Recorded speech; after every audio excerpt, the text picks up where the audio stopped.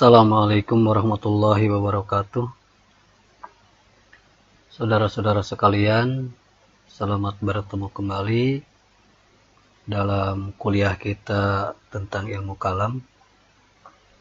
Setelah kemarin saya membicarakan mengenai satu faham yang mengusung tentang isu takdir, yaitu Jabariyah.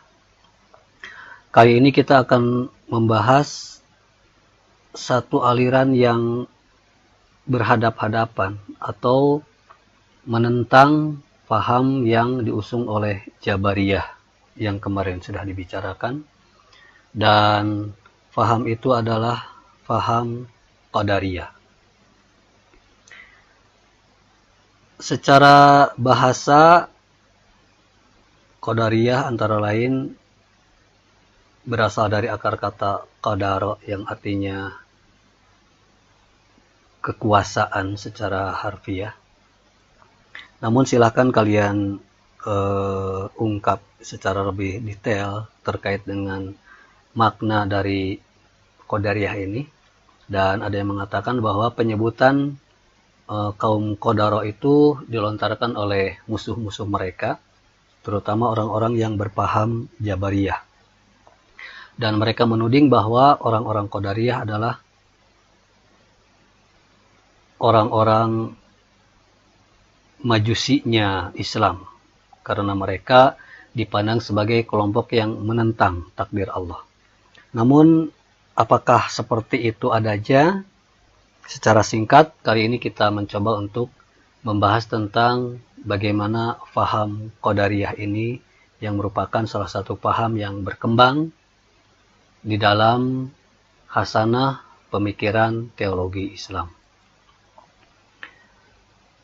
Ada dua tokoh yang dipandang sebagai orang-orang yang memiliki pemikiran-pemikiran seperti ini di masa-masa tabi'in, atau tepatnya di masa-masa awal perkembangan ilmu kalam, yaitu masa perpindahan dari sistem kekhalifahan ke sistem kerajaan ketika Ali dikalahkan oleh Muawiyah dan Muawiyah menjadi penguasa saat itu.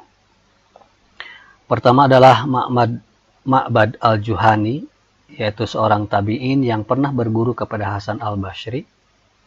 Kemudian yang kedua, Gilan ad-Dimashqi, seorang orator yang berasal dari Damaskus. Kedua orang ini dipandang sebagai tokoh-tokoh yang menyebarkan paham Qadariyah di tengah-tengah umat Islam. Corak pemikiran Qadariyah lebih mengedepankan kepada sikap rasionalitas. Mereka memandang bahwa akal memiliki otoritas dan berperan di dalam segala kehendak dan perbuatan manusia tanpa campur tangan Tuhan.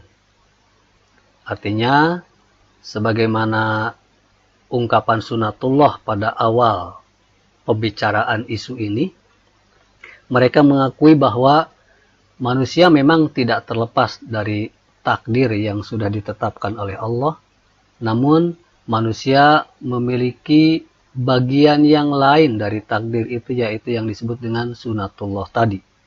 Sehingga kemudian dengan anugerah yang diberikan oleh Allah, terutama kepada akal pikiran manusia, maka manusia bebas untuk merencanakan dan melakukan segala tindakan-tindakannya tanpa campur tangan Tuhan.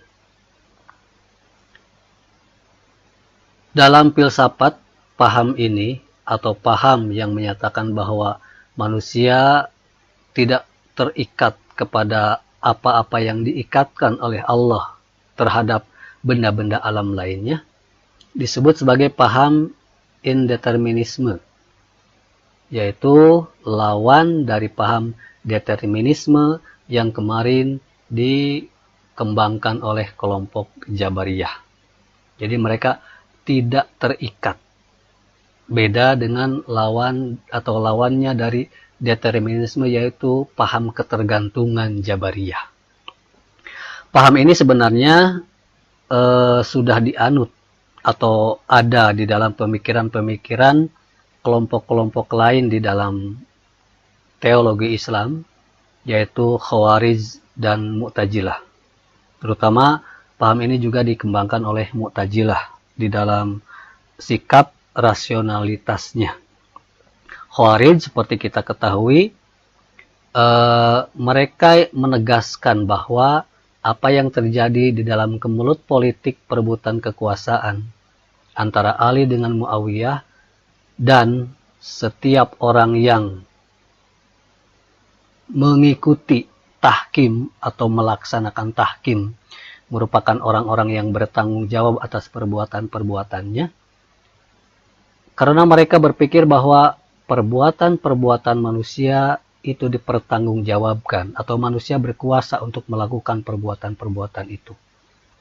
Beda dengan Murji'ah yang menyatakan bahwa segala tindakan manusia sudah ditetapkan oleh Allah, dan oleh karenanya kemudian Khawarij karena menyatakan hal yang seperti itu mereka dimusuhi oleh kalangan Muawiyah yang memang lebih mengutamakan faham Jabariyah atau paham yang secara umum dianut oleh kalangan Murji'ah.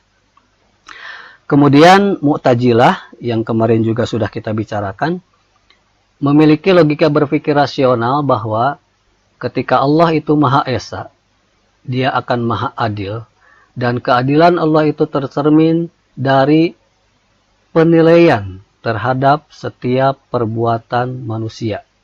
Oleh karenanya, mereka membedakan antara seseorang yang beriman dan seseorang yang melakukan dosa besar. Tidak menyebut orang yang berdosa besar itu kafir, tapi juga tidak menyebut orang yang berdosa besar itu dengan sebutan masih mukmin sebagaimana halnya Murji'ah. Tapi mereka kemudian menempatkan mereka di tengah-tengah. Dan pemikiran tentang keadilan Allah ini kemudian sampai kepada paham al-wa'du wal-wa'id, dengan perbuatan yang dilakukan oleh manusia atas pilihannya, Allah kemudian memberikan pahala bagi setiap perbuatan-perbuatan baik dan akan menyiksa setiap perbuatan-perbuatan yang jelek. Dan pemikiran berikutnya adalah karena manusia bisa menentukan mana yang baik, mana yang buruk, maka rukun iman yang berikutnya di dalam Mu'tazilah adalah amar ma'ruf nahi munkar. Jadi ada dakwah untuk mengajak orang-orang berbuat kebajikan dan mencegah orang-orang berbuat kerusakan. Sekiranya segala bentuk kejahatan atau segala bentuk kebaikan sudah ditetapkan oleh Allah, maka untuk apa ada amar ma'ruf nahi munkar? Jadi sekali lagi secara umum, paham indeterminisme atau paham Qadariyah ini dianut oleh dua mazhab terdahulu yang sudah kita bicarakan, yaitu mazhab Khawarij dan Mu'tazilah. Dari corak pemikiran seperti ini, Qadariyah kemudian memiliki pendapat bahwa manusia memiliki kebebasan untuk memilih antara perbuatan baik atau perbuatan buruk. Di dalam Al-Quran, antara lain Allah mengatakan, fa'alhamaha fujuraha wa taqwaha. Manusia itu diberikan pilihan kepada perbuatan-perbuatan fujur atau perbuatan-perbuatan jelek, wa taqwaha, dan perbuatan-perbuatan takwa. Jadi pilihan-pilihan itu dikembalikan kepada akal pikiran manusia, apakah hendak mengikuti perbuatan baik atau mengikuti perbuatan buruk. Dan manusia bisa memilih, karena Allah lah yang telah menciptakan keduanya. Atau apakah manusia akan memilih takdir yang baik atau takdir yang buruk, dan kedua takdir itu sudah diciptakan atau ditetapkan oleh Allah dan manusia diberikan kemampuan untuk memilihnya. Mereka berpendapat bahwa jika berbuat baik maka manusia akan mendapatkan pahala karena ia telah mempergunakan kodrat yang diberikan Allah dengan sebaik-baiknya.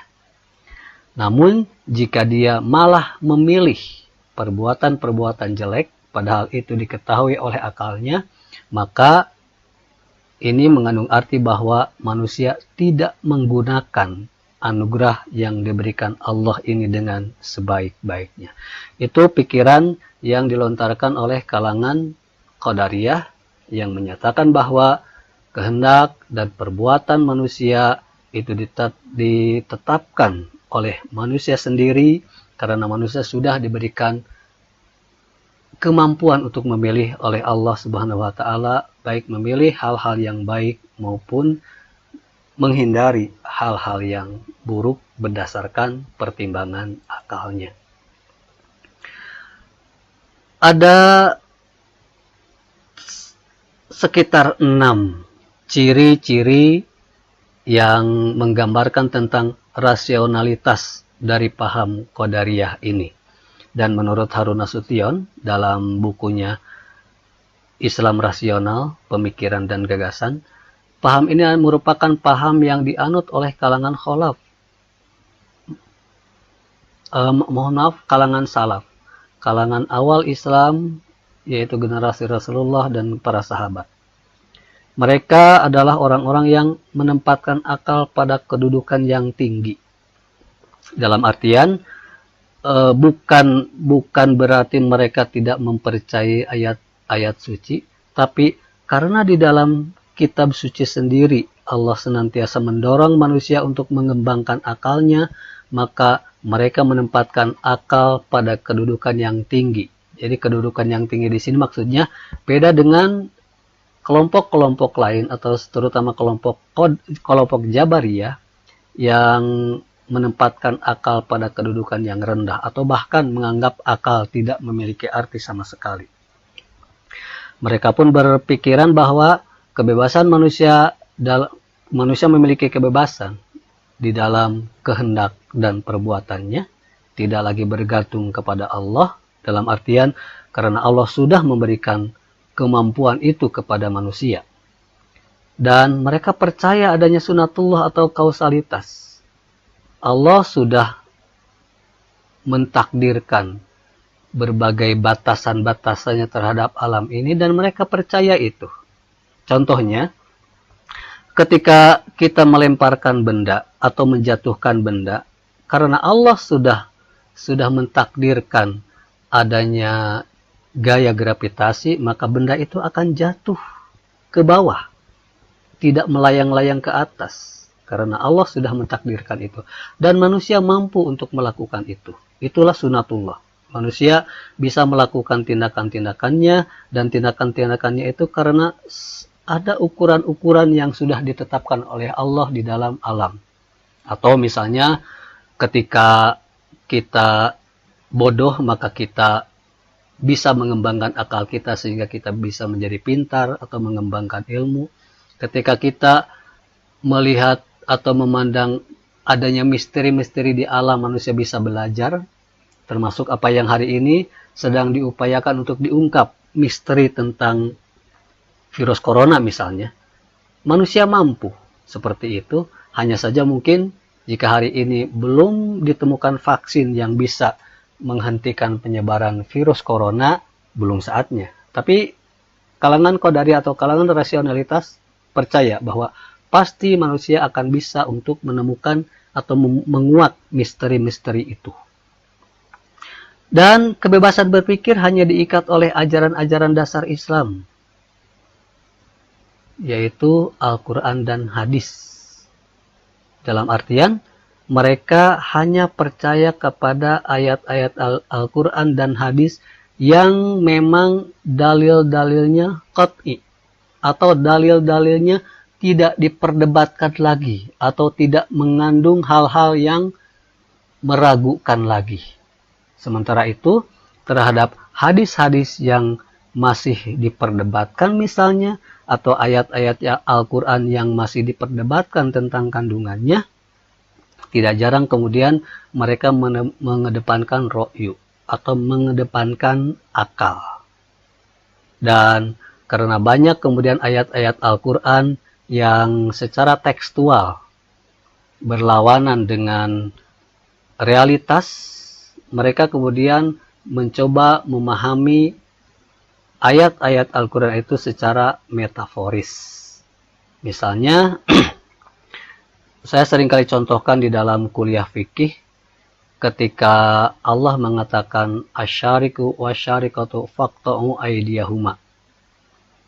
Pencuri baik laki-laki maupun perempuan, faqta'u aydiyahuma, potonglah kedua tangannya. Ketika ayat tersebut dipandang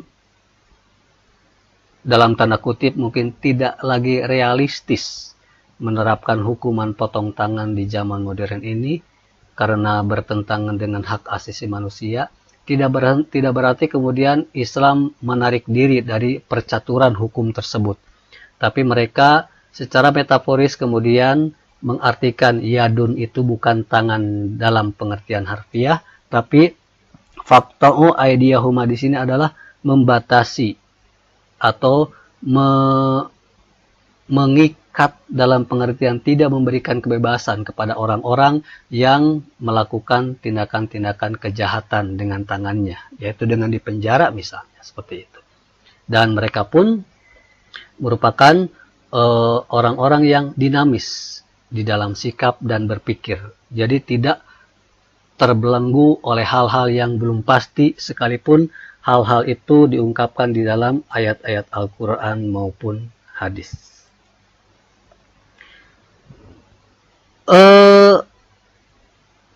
Pemikiran Qadariyah yang seperti ini